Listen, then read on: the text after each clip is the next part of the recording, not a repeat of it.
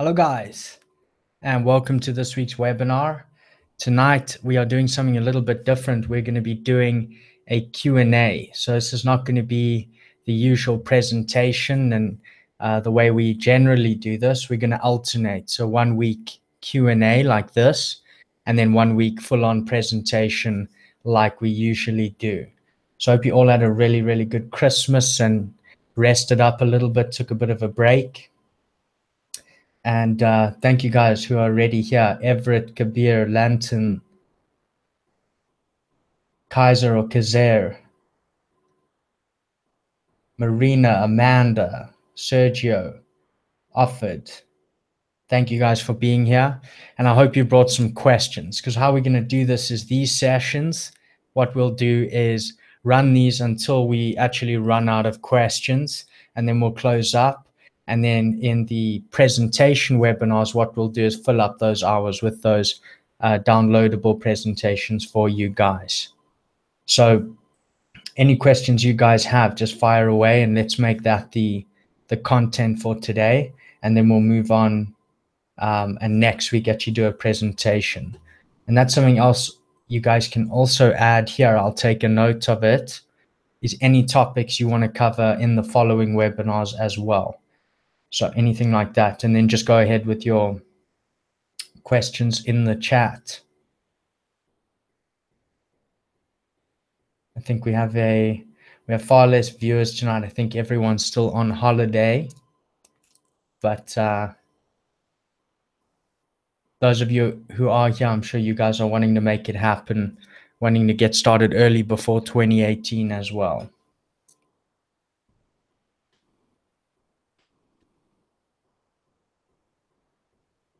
Hello, Charlotte. Hello, Lucas. All the way from San Diego. And that's great when people from US also join in. And Offord says he has a question about optimizing a listing. So let's go straight ahead, Offord. What about optimizing the listing?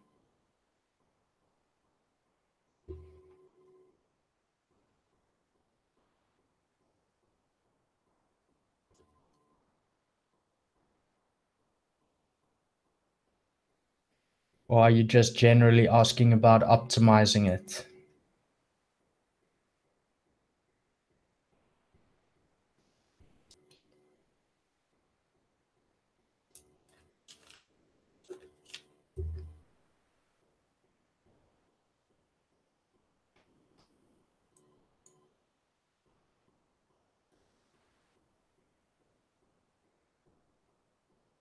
Okay, excellent. So you guys just type there whatever questions you have. That's going to be our content. Okay, so Marina asks, what is your experience with the Chinese holiday and getting items to production? Typically, when do those factories stop taking orders? So with your Chinese holiday, that happens in, I believe it is January, February time. I'm going to actually double check for you right now. That's a good question. Because you want to get your order in long before that, because their holiday can last a little while. It's almost like it's going to be their New Year's. And so the 5th of Feb is when that's going to happen. Okay, so then they also have a holiday from the 4th of Feb to the 10th. So generally, if you guys are looking to get stuff in now, I would say just make sure it's before February. Then you should be able to get that stuff done. And then remember, it's going to take maybe 4 weeks in order for you to actually create or get manufactured, say, 500 units.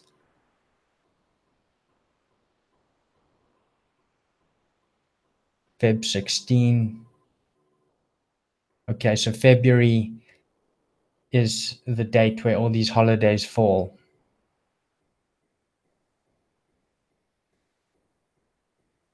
Okay, so just try to get that all done beforehand, and then you should be good. A lot of sellers actually end up in that holiday period losing out on a bit of time because they don't finish up that order, and that order will still be in manufacturing when that holiday comes around, and then they can only get in after that holiday. But very, very good question, something to be aware of.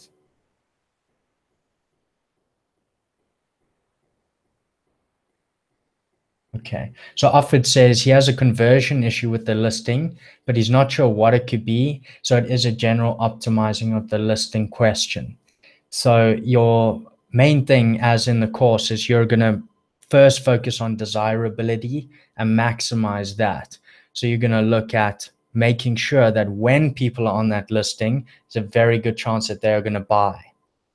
Secondly, you're actually going to do your visibility and PPC ads, etc. So your issue here is desirability, and you want to increase that. As you say, you want to optimize that listing. So the first thing you're going to want to do is make sure that you've got all of your keywords in that listing as well, so that when you run any type of visibility enhancing procedure like PPC or anything like that, that your ads are going to populate for those keywords. So just make sure all your keywords, you've done all of that research and you have included those in your title, bullet points, and on the back end as well. Most important, title, then bullet points, and so on from there. So that's very important. And then with your desirability, you also want to make sure that you've done all of your pictures. So fill out all 9 pictures. Make sure that you have your lifestyle photos. Very important. That is probably the one that is left off the most, is having people and faces and happy emotions rolling through those pictures. That's very important. Your lifestyles. Then your tech specs, which are going to be obviously the measurements of your item and things like that. Very important and often left out. And then you're obviously in your bullet points and the rest of that listing, you want to make sure that you're emotional. So you're going to lead with your benefit in capitalized writing. And that's going to say something like, if it's a chef knife or something, it might be like cut like a pro. And then you're going to explain why. It's made of this metal, which stays sharp, and it's going to allow you to cut cooking time in the kitchen, etc. So lead with your benefit and then explain with your evidence in all those bullet points. And other than that, just make sure you also stay within the guidelines of the listing. So you're going to want to make sure that you don't go over your title limit, for example. You don't want to go over your back end keyword limit, things like that, so that all of that does get indexed. That's very important as well. And I have a worksheet on that I'll find the hashtag to it and see if I can actually post it to you guys here as well. But quite a good one in the files section. I think it's called listing worksheet, and that goes through absolutely everything to do with that.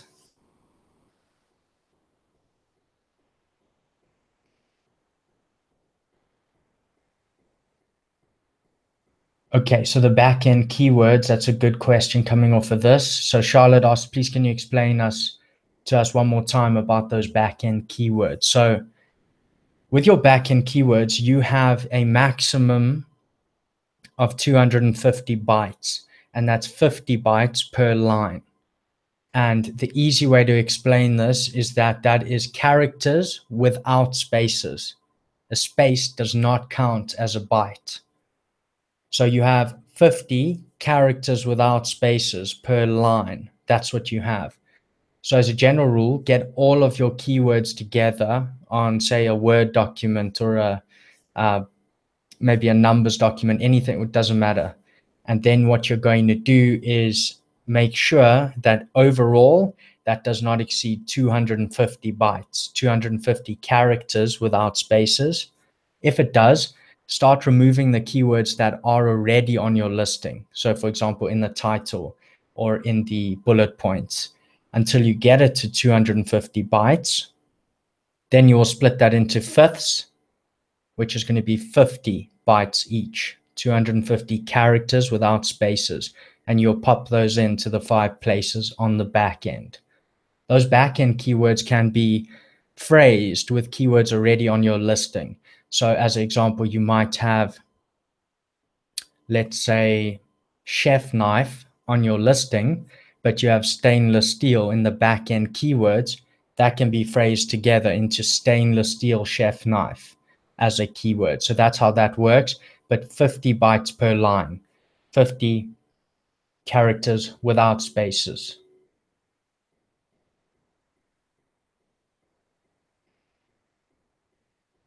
Okay, so Offered, you've been changing your pictures and your price, but still nothing. So I would have a look at if you're having and are you visible? That's another thing. Is your listing visible? Is it on one of the first few pages, or are you running PPC? Make sure that visibility is there. And then just let me know if it is definitely visible to consumers. If consumers aren't finding it, then we need to work on the visibility rather than desirability.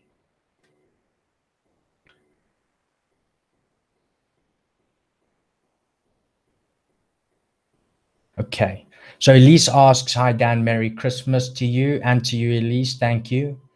I have a question regarding invoices. Do you file every invoice for bookkeeping for only what Amazon sends? Do you recommend a tool to use? So invoices, you want to file every invoice for bookkeeping, not only just what Amazon sends. If you set up with an accountant, they're going to ask you for a couple of things. Usually they're going to ask you for a business report from Amazon on your sales. And it's generally going to be a payment record. So you'll actually do a date range report of your payments, and that's what you'll send them. And then in terms of your invoices, you're going to want to record all of those. So you're going to want to record what Amazon sends you, yes, and then all other invoices that you have. There is a cool app that I use with the accountants I work with, and that is called Receipt Bank. I'll put it in the chat for you as well. It's called RECEIPT and then bank. I think it's 2 words, but check 1 word as well. Receipt Bank, and you can actually take pictures of receipts or invoices or upload them onto that, and it keeps all of your invoices and receipts. But yes, you're going to want to keep that for your bookkeeping. And then you're going to do your payment reports off of Amazon. That will detail, all of your stuff, how much you've earned, what went to products, what went to PPC, etc. And then you're also going to want to do downloads of like your bank statements as well, and then keep all of your invoices.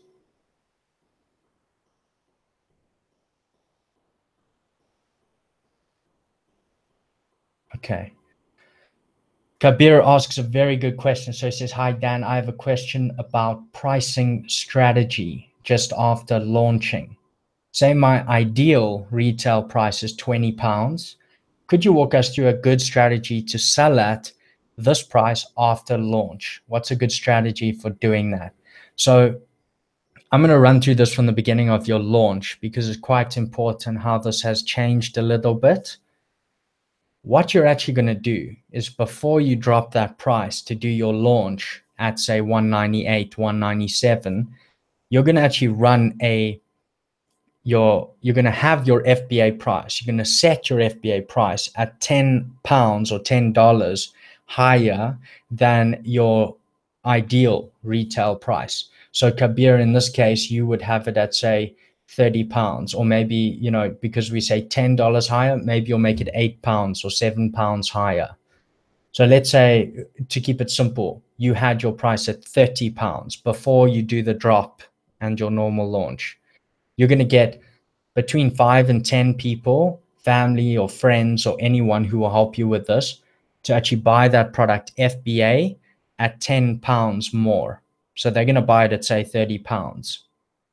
The goal of this is not for reviews, especially say, Kabir, that those people have the same last name as you and you're getting some family to help you with this. Do not get them to review it. The goal is not reviews. If they are random and not traced back to you, you could. But in general, this is not for reviews. This is for sales at the higher price. So you get those sales at the higher price, and then you're going to do your launch. So you're going to go on your FBM listing to 198, and you're going to run that launch over, I would say, a week, maybe 10 days, because it is better to get 3 sales a day for 10 days than to get 10 sales a day for 3 days. Because after that launch, our sales are going to slow down, and we want this transition to look natural. So I would say extend your launch. Do it for at least 1 week at 198. Get a couple of sales every day. These will turn into reviews later. And then we're going to go back to our FBA price. And our FBA price, remember, is still at £30. But because we start selling at that £30 again, the algorithm has already had sales at that £30. It's not going to get shocked and think, oh, you've just rapidly put the price up. It's already had sales at £30. It knows you can get sales at that price. So instantly our chances of losing that buy box are reduced. But secondly, if for some reason you do lose the buy box from increasing that price to, while changing over to FBA, which is higher £30 than your FBM, what you launched at. If you do lose the buy box, you can now drop it back to £20, your ideal retail price, and that should spark you getting that buy box back. So that is the whole strategy here. And extending that launch over time is going to help a lot, because let's say you're getting 3 or 4 sales a day. When you transition back to FBA from FBM, then it's more realistic that you're going to maybe do 2, 3, 4 sales a day, and that transition doesn't look strange from 10 a day to 2 a day. And so your chances of losing the buy box are reduced. But that's the main reason. So if you're looking for an ideal retail price of £20 after launch, look at starting with 28, £30 in the beginning, couple of sales there, FBA, move to FBM, do that launch over at least a week, move back to FBA. If you've lost the buy box, drop back to your ideal retail price.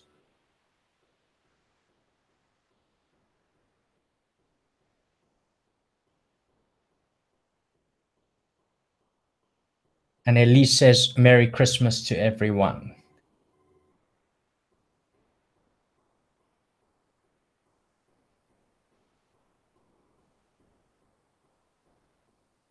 Okay, so Everett says, I have run into a trademark issue. The product I was going to source, a seller already has a brand name too similar to mine, but it's not on USPTO and there's no website. This is a 1-month-old listing. Is it too risky? Okay, so you're saying that in the product category that you're looking to source in, there is a seller already there with a brand name very similar to yours, but it is not yet trademarked or on USPTO, and there's no website. What I would say is it's going to depend on the potential of, are you already trademarked, Everett? If you're already trademarked and this person does not have a trademark, then I would go for it, because they're actually making their name similar to yours. If you are not already trademarked, I would consider perhaps just a different brand name.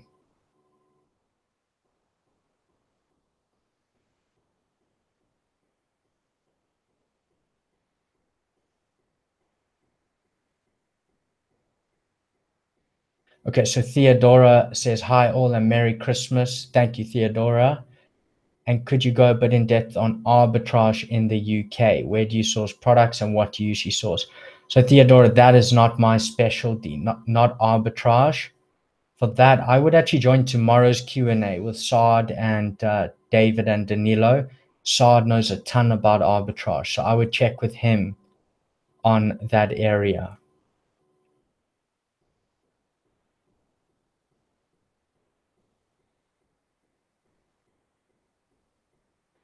Okay, so Amanda asks, hi Dan, Amazar warns us to be aware of sophisticated listings. What makes a sophisticated listing? So this is just saying a highly competitive listing. So one that is, as we aim to do, first of all, it is a completely full listing. It has all of the images. It has all of the bullet points. And then what would add to this is definitely reviews. Those with solid review counts, over 500, some over 1,000, definitely in the US over 1,000. Those very, very solidified listings. Then you've also got people in like the vendors program or Amazon exclusives program that are able to, for example, put video on their listings and things like that at the very high level. Then just below them, you've also got everyone who is brand registered, who's able to do, their enhanced brand content at the bottom as well. So these are, in a sense, sophisticated listings because people have put a lot of time and effort into those. And if you're not there yet, it might be a little bit difficult for you to compete with them because their listings look far more sophisticated than yours. That said, though, as long as you are working towards brand registry and you're filling out all your photos, spending a lot of time on those, and then really conveying a lot of emotion through your copy and filling that all out, you should be good to go. I wouldn't worry too much about this. More important than this is your ability to differentiate. So they could have the most sophisticated listing ever, but if you're offering more value in your product to consumers, I wouldn't even worry about this. But good question.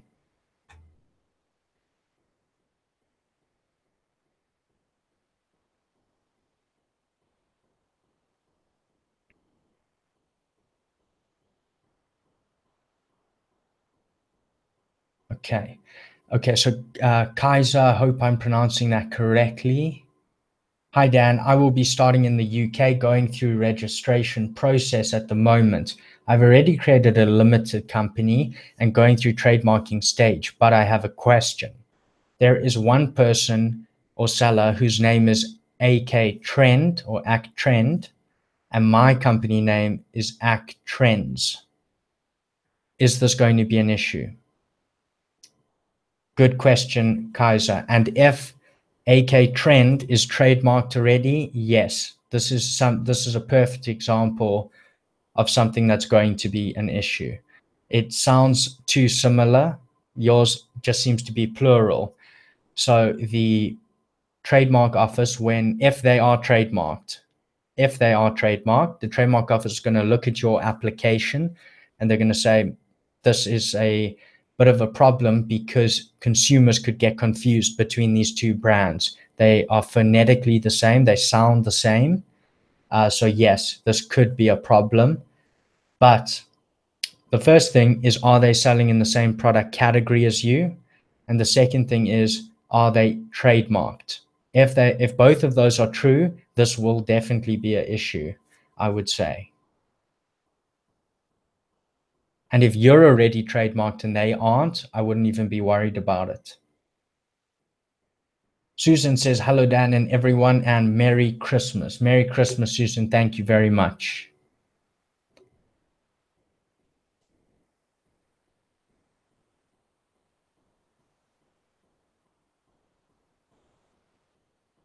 Okay.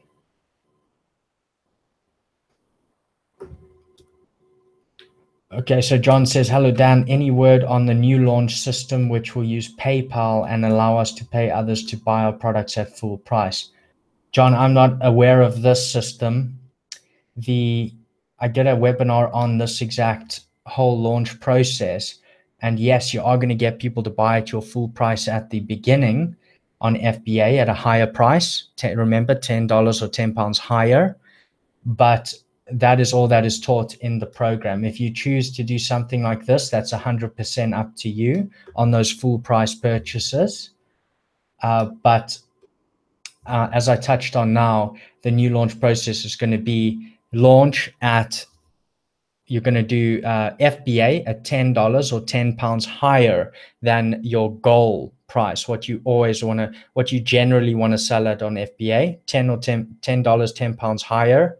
Get a couple sales, 5 to 10 at that price. So that's where this may come into it if you wish.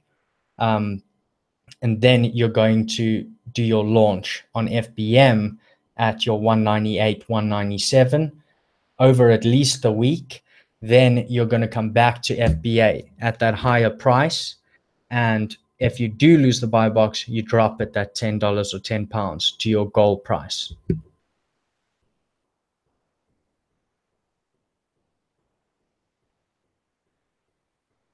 Okay, so then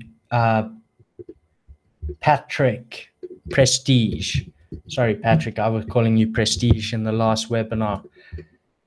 So where to find good insurance for selling in the UK or Europe?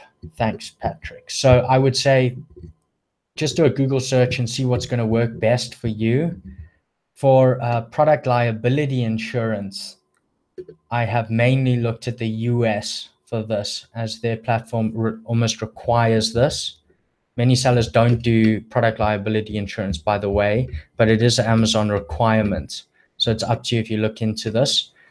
But I would just do a Google search. I'm not 100% on for Europe, UK, but so far as I know, for a company, perhaps this source will actually work for UK and Europe as well. That was my thinking. So I'll put it in the chat for you. It was, put it in here for you. Ashlyn Haddon. You can have a look at Ashlyn Haddon and Valdicho. I believe it is valdicho.com. They do all types of product liability insurance, and I'm quite sure they'll be able to cover for EU, UK as well.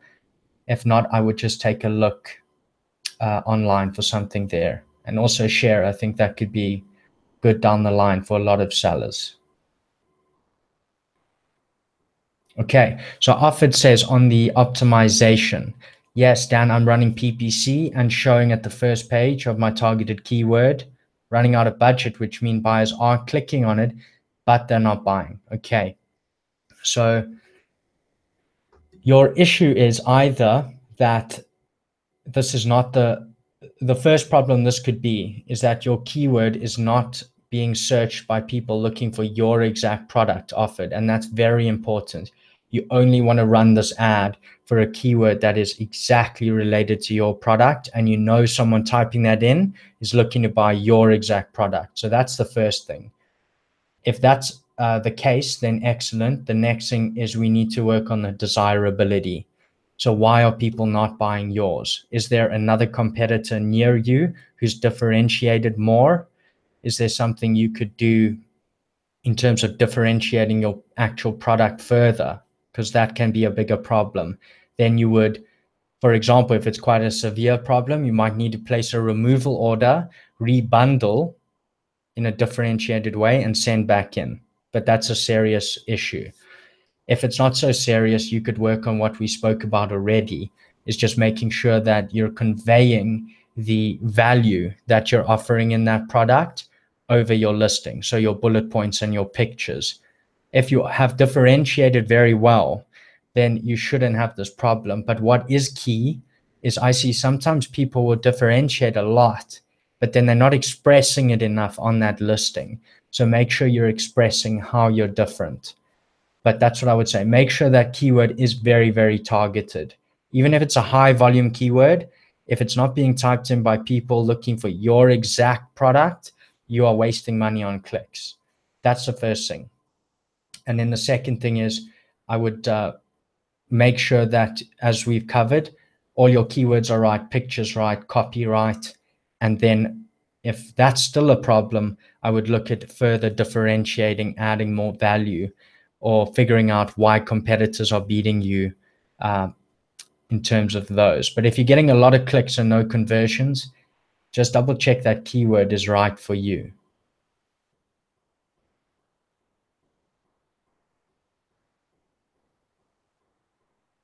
Okay, good question. So Theodora says, what is ideal, to use your personal bank account details or to create a new bank account? If you create a new bank account, which bank would you recommend? So really good question. A lot of sellers start out and they will start as a sole proprietor, and they will use the personal bank accounts absolutely fine. There's not a problem with this. Even if you run a business, there's no actual official requirement to have a separate business bank account. You could pull those funds into your personal account. However, this is going to make record keeping or bookkeeping, as Elise touched on earlier, very difficult, because now you're going to have personal transactions mixed in with business transactions. And so my personal opinion is, when you do have that business open, start a new bank account. Or even if you don't have a business, start a new bank account. Because then when you do have the business, you at least have been able to bookkeep well, and keep that all in a different account. So I would definitely say give the business its own bank account. And on recommending a bank, this is completely up to you, depending on where you're based. But I would go with a separate one, 100%.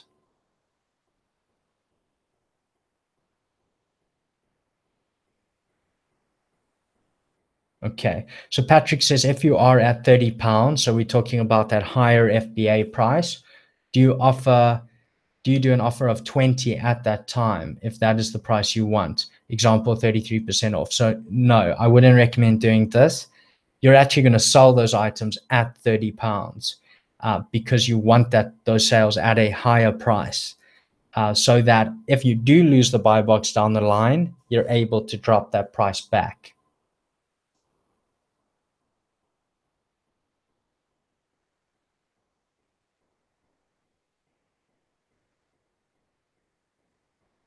Okay, so Susan asks, a question for using either your prep centers or Amazon for labeling in a marketplace different than my city where I live. What is the risk of using Amazon for labeling or doing the FNSKU on my product in terms of doing it right? So should I use a prep center or should I use Amazon if I don't live where I'm selling? And what is the risk of using Amazon? Amazon will do this for you if you don't want to get your supplier to do the labels, or you don't want to put them on yourself. And apparently they'll do this at about 20 cents per item. And this can be great for your time as well. If you're doing it usually, then I would recommend doing this type of thing. But as a general rule, I would say get your end supplier to do this. They're going to do it for free and are very, very effective at doing it. Just give them the right size as well. So I would say, Susan, I would get your end supplier to do this. Don't even send it to a prep center from that supplier. Get your end supplier to do it. Put it on the actual product.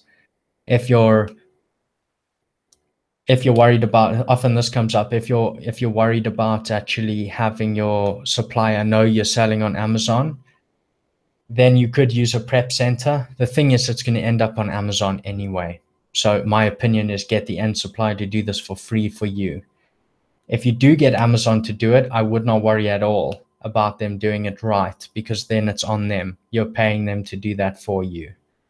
I personally have not used Amazon for this service though. I usually always get my end supplier to do this. But very good question.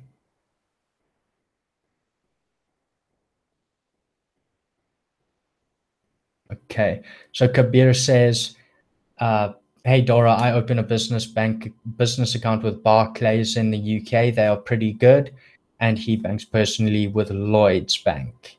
So there's some options for you guys as well. Okay. So Susan asked, what is the difference between having a professional seller account and having Prime on your account?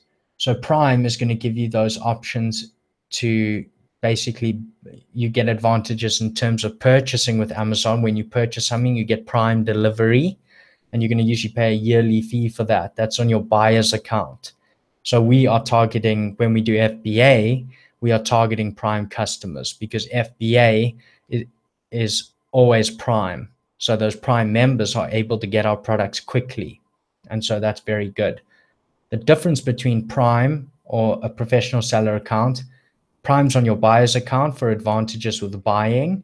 And then your professional seller account has a difference with an individual seller's account. So individual seller account is going to be free in terms of monthly costs, but you're going to pay a closing fee of 99 cents per month, and you're not going to have all those tools like advertising, etc. at the top of Seller Central. Professional seller account is going to cost you more, so say $39 a month, but you have no closing fee per item you sell. So it makes sense at about 40 sales per month, you upgrade to professional anyway. Otherwise, you're paying far more in closing fees for your individual account, and you don't have all those tools. So I would say pro account all the way.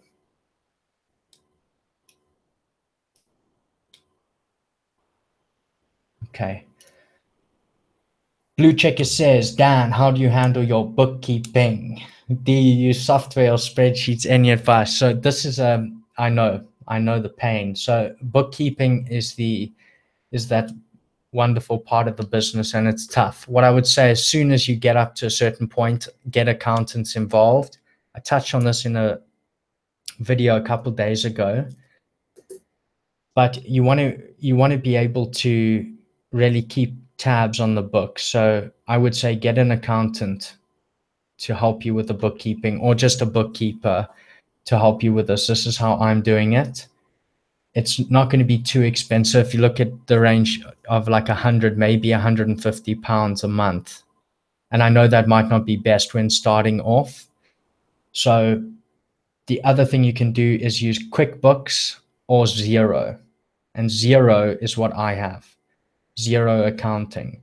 So that's quite intuitive. You can link your bank account to it. You can link multiple things to it, and then it can become quite automated for you.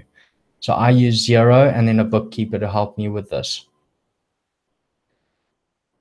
Okay, and then with that, just as a general guideline, because it seems like everyone wants to know more about this, you're going to have to, if you use accountants, for example, you are going to need to give them a couple of things. And these are the things that are going to be important. So the first thing is you're going to need to do a date range report of your payments. So you're going to go payments, reports, and then a date range. You do this every month, and each month you're going to download that report. That's going to detail all your sales, product charges, advertising, everything down to what you actually took that month. All your payments, all your expenses on Amazon. So that's very important. And then, and you're going to need to do that for each marketplace. So if you're selling in UK, Germany, France, Italy, Spain, you need to do that for every single one. And the US. And then what you're also going to need to do is your bank statement. So you're going to need to go in there every month and download that as well. And that's going to give you your, once dispersed, what are you spending the company's funds on, etc. And that's going to give them a very good picture. Then we were talking about invoices and receipts just now. So let's say, for example, I, from my business bank account, go and buy stationery for the office.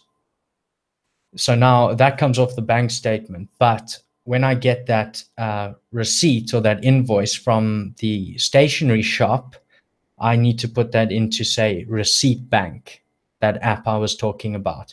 And now that can be cross-referenced. So this went out the bank account, there's the receipt.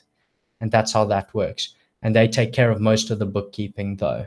But if you want to do it yourself, that can be quite a good system, is to maybe use Xero, and then you're going to input your Amazon payments reports and your bank account. You can link the bank account there, and then you're going to have Receipt Bank for all your receipts and invoices, etc. So this can be something you do. A lot of people also use QuickBooks.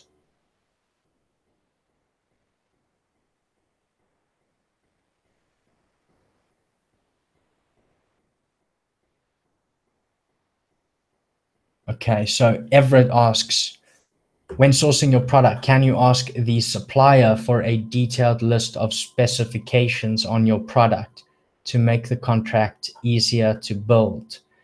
If your product has many colors and all these different things, yes, 100% Everett. So just get in touch with your suppliers, vet multiple, so that you know which ones, are going to communicate with you well, are going to respond in a timely fashion, especially if you have a lot of details, like you say, to discuss. You want them to be quick. You don't want to be waiting 2 days. It's going to take forever. Even when they respond every day, building a product with a supplier can take months. It can. So make sure they respond quickly and they can communicate properly. And then you can ask them for any of these types of specs, 100%.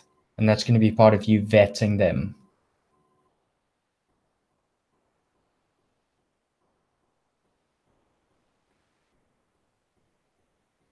Okay.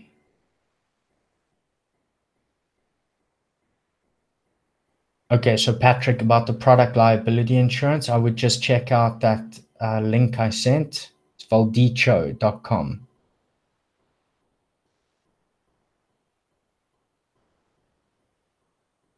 UK Amazon FBA. How is UK Amazon FBA at the moment? So Amazon FBA is good in the UK.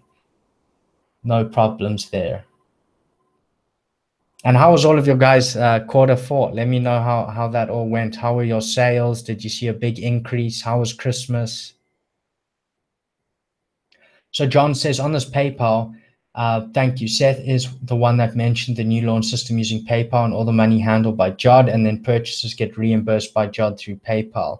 Okay. So John, I've actually missed that. To be deadly honest with you, I took a week off just a while ago, so I have missed that. I did probably just before he mentioned this, a full webinar on the launch. So I'll get updated with this and update that presentation as well, make it available again with everything. Thank you for the heads up.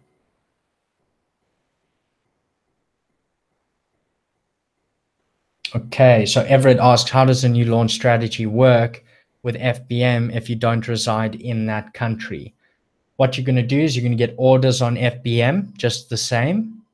So you'll create your FBM listing, you're going to get orders on FBM, then you're going to go onto Amazon Seller Central, and you are going to place a fulfillment order with Amazon. And all you're doing is telling Amazon, please fulfill these FBM orders with my FBA inventory that you've already sent to the warehouse. And this is called multi-channel fulfillment. And this way you can get that done. There's also in that same launch presentation, the last 2-3 slides go over multi-channel fulfillment in detail. So check that out as well. It is in the files section of Facebook. So go into the files section on Facebook and look for new launch method, and you should find it there.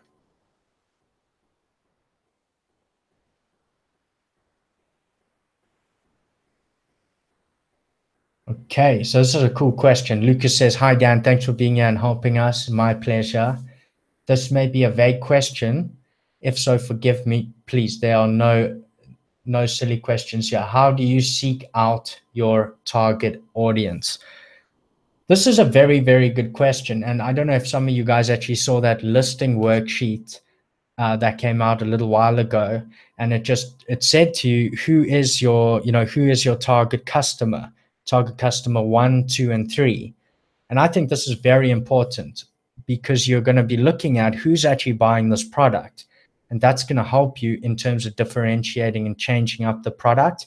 And also a bit of what Offered was asking tonight. So how should I be positioning this listing? Who's actually buying it?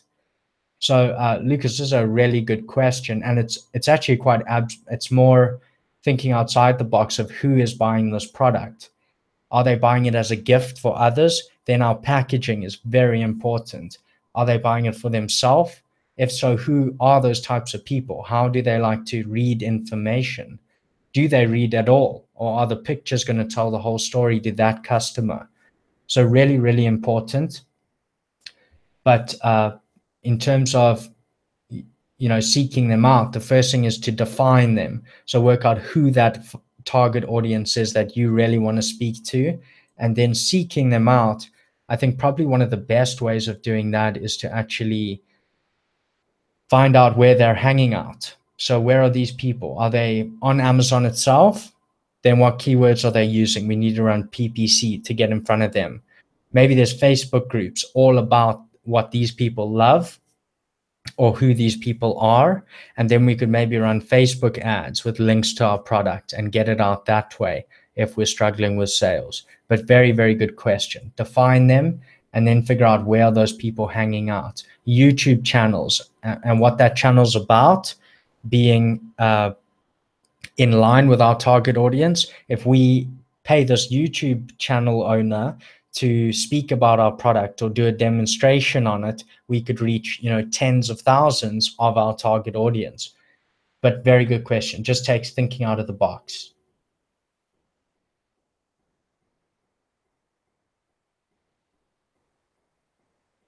Okay.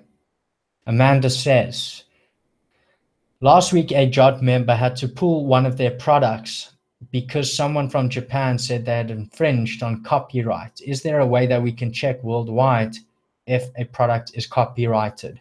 So something I'm going to say on this. I've been receiving a lot of these lately from people, from sellers on Amazon. And what they do, because they will just lodge a copyright infringement or some type of infringement with Amazon. Your listing gets shut down immediately. You get an email from Amazon saying, there's this infringement and it's very unclear as to what you can do. They don't give you any real course of action to fix it. They don't even tell you what the infringement is. It doesn't even say copyright or patent. It doesn't even say that. So it can be quite frustrating because now your listing's just shut down. And it's, to me, honestly, it's as if Amazon doesn't even check whether this infringement is worthy. They just shut your listing down. So I got in touch with Amazon about this and I told them what was happening. And what I did is I provided information about that product, explaining why it's unique and there's no ways I'm infringing on their copyright, on their infringement. And then I gave them also my trademark number. And after I sent that, they replied that the infringement notice had been removed. But be wary of this. A lot of sellers, I think, are just doing this. They don't have any foot to stand on. They are simply just putting out these infringement notices. So be ready for that and just handle it one step at a time. They actually give you one link in the email which you can reply to or get involved with chat. I always get involved with the chat, and then they will basically open a what do they call it? Like a resolution type thing where they will actually challenge the infringement notice and get your listing back up and running. But be careful of this. A lot of sellers are doing it. In the case that this is 100% true, Amanda, because I don't doubt that, then, and it can happen, then you're going to need to check whether this is copyrighted. So a couple of the things we already do are very important. So you're checking Knowem.com for your brand name. Because if you're talking about a copyright, we're talking about the name, we're talking about the copy. So we're going to want to check Knowem.com, uspto.gov, gov.uk for all our trademarks and use online. Then another thing that can happen here is infringements based on patents or patents. And that you're going to want to do on WIPO.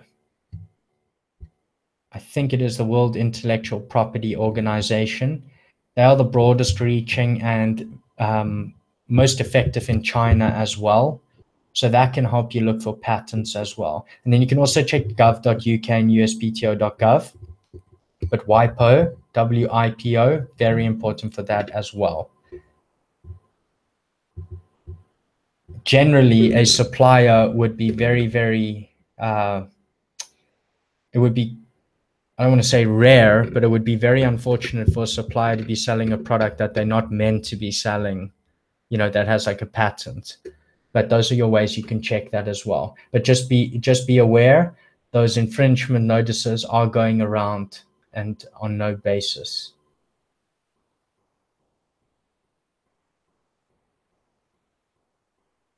Okay, Kabir asked, Dan, I have two products which I'm going to launch. The only difference is color. Is it better to launch as a variation or separately? So is it better to launch on one listing with both colors or separately on two listings? My opinion, one listing. All your reviews are going to go onto that one listing, and it gives people choice on that listing. So my opinion on this is on one listing, launch them together, and should be good to go. That's what I would do, Kabir. I don't see the separate listings as beneficial because it actually, yes, you can take up more spots, but you've got to get so many more reviews, and then someone doesn't like one of the colors, and then that one's lagging behind. I would do it on one listing.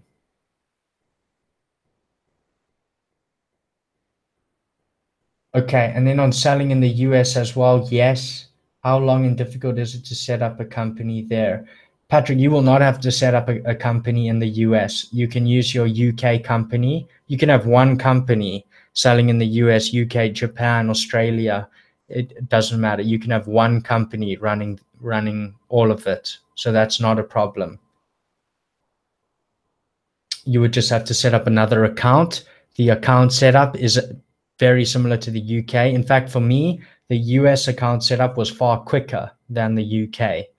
And you can use the same details across the board with that. That's going to give you that international dashboard where you can look at all the marketplaces together, but it's one company, one way of dispersing funds.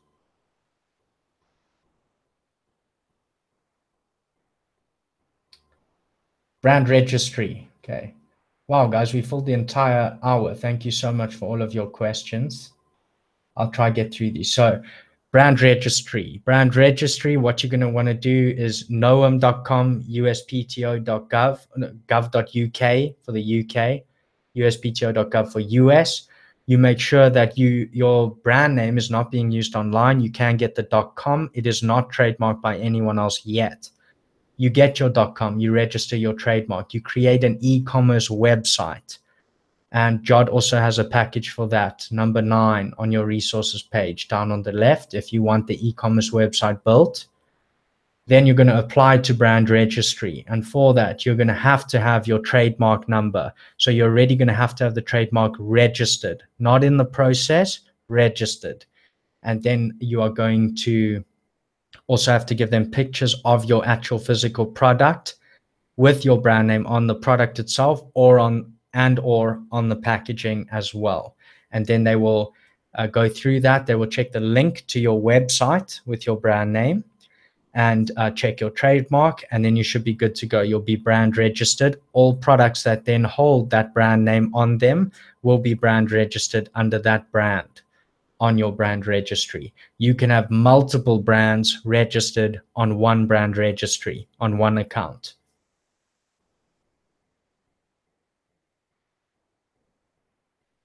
Okay, so Lucas says, Radpour or Radpour or Radpour for my brand name. How should I spell it? What do you guys like? So what do you guys think on that? I actually like the first one, Radpour, R and P capitalized. Nice. Check the .com as well. Very hard to get short domain names as .coms.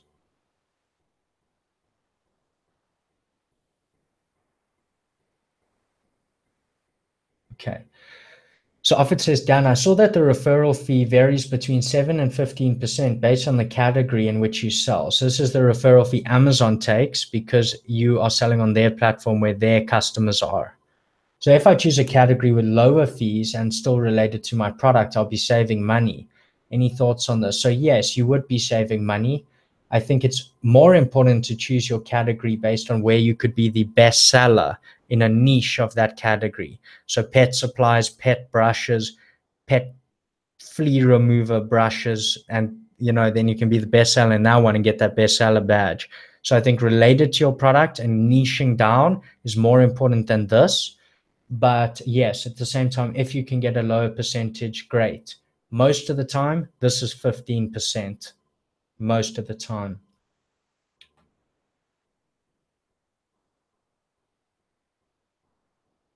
Okay.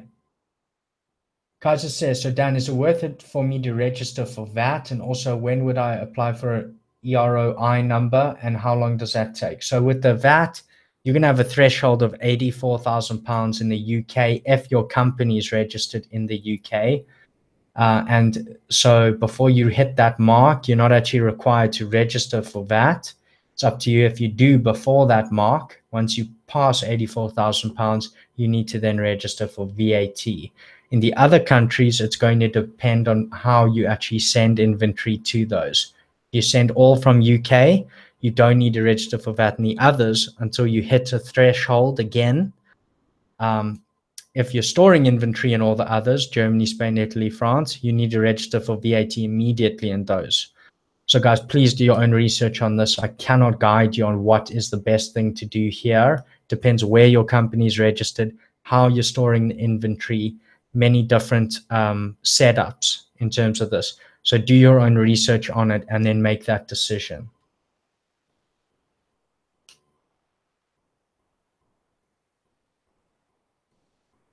Good question. So Charmaine also says about the backend keywords again. Remember, it's 250 bytes total, 50 bytes per line. 50 bytes means 50 characters without spaces. So get it to 50 characters without spaces per line. And then this is important. She says, should they be separated by commas? No, they do not need to be separated by commas, the words in each line. And additionally, guys, they don't need to actually form phrases. They don't need to be in order. They can be mumble, jumble, doesn't matter. But as a general rule, I tend to just err on the side of caution, and I do put them as phrases because it makes no difference. But no commas needed.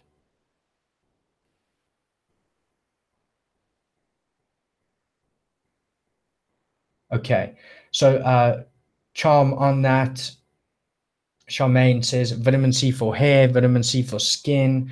Can you do this in the back end, or should it be vitamin C for skin and hair? No, it can just be vitamin C for skin, hair. You don't even need to put the and stuff in there. You don't need to put all those types of things, prepositions, etc. You can leave those out. It's your main keywords. Do not repeat any keywords.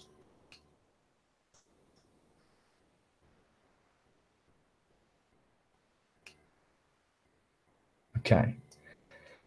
Susan asks a good question. Is one bank account enough for Amazon to deposit if I sell in many different marketplaces, or do I need to have different accounts? Also, in terms of currency difference, do you recommend to have separate accounts or all in the same? Two ways to do this. You have one bank account. Make sure that that bank account is with a bank that will receive deposits in different currencies. You can also make sure that bank allows you to hold CFC accounts.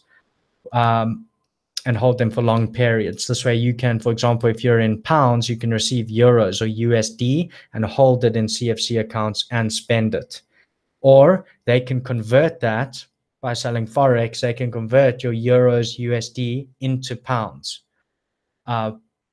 This is one way of doing it. The other way is to set up with something like Payoneer or World First, where you can have receiving accounts of many different currencies. Then you can bring it in from there when it's needed into your main bank account. Again, it will be the Forex procedure and turn it into your main currency. But yes, you can have one account for this.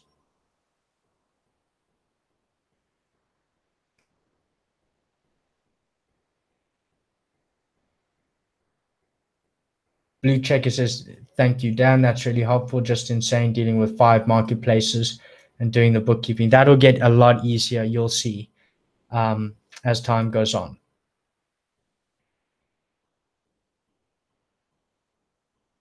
Okay, minimum ROI that you would go for private label.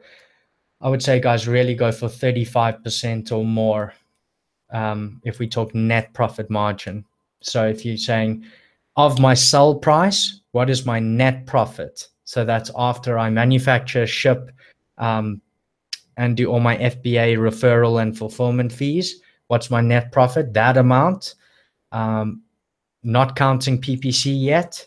I'd say that amount at least 35%, 40%, very good. Very good at 40%. 30% doable. I would say try get 35, 40. It's good.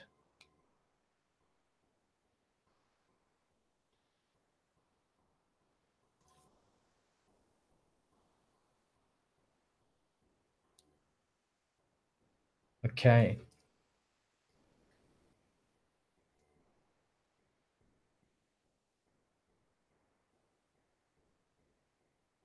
Okay.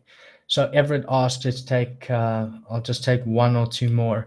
Are Chinese patents no good in other countries? Can I still sell in the US store with my own brand name of that product that's patented in China? One source product I found is patented in China, but is selling all over Amazon. So I would say I would be careful of this. That's all I would say. There's sometimes, it depends on a patent. You get two types of patents. You'll get a design patent and you'll get a utility patent. A design patent is quite easy to get around because the design of a patent, design patent will be, for example, it is this product and it is the shape of the product, it is the color of the product. It's a design patent. Then you just make it a different shape or a different color, and so that can be worked around. A utility patent is very difficult to get around because it's saying, for example, I heard I don't want to actually, I'm not sure if I can share that, but I heard about a product that does something and it turns out it's got a utility patent. And so any product that does that thing, that's in conflict of the patent. And that's how simple it is. If it does that same function, doesn't matter what it looks like, what color it is, if it does that, it's in conflict with the patent. So utility patent, much, much stronger than a design patent. So I would check in on that, Everett, and see what you think. Some products do have a patent. I know what I know exactly what you're talking about, I think. And I would just do your research.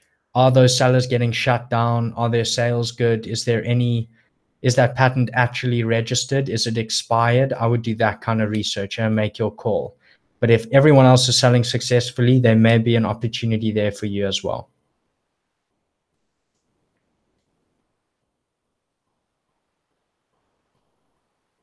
Payoneer. Okay, yes. Everyone always asks what that is. Yes. So Sergio, you spelt it 100% correctly there. Payoneer. I'm sure that's lost them a lot of customers. But thank you guys so much for joining tonight. We ran the full hour. So thanks a lot for your questions. And you can let me know on the same post I put for this webinar on the group what you want to cover next week. What are you struggling with? What do you guys want to have a downloadable presentation on, and we can do that. And let me know if you enjoyed this Q&A. We can do this more often if it benefits you more than the presentations as well. So just let me know what works for you, and I will see you in the group. But enjoy the rest of your holidays, those of you who are on holiday, and have an incredible new year in a couple of days. Let's make 2018 happen. I'll see you guys in the group. Bye.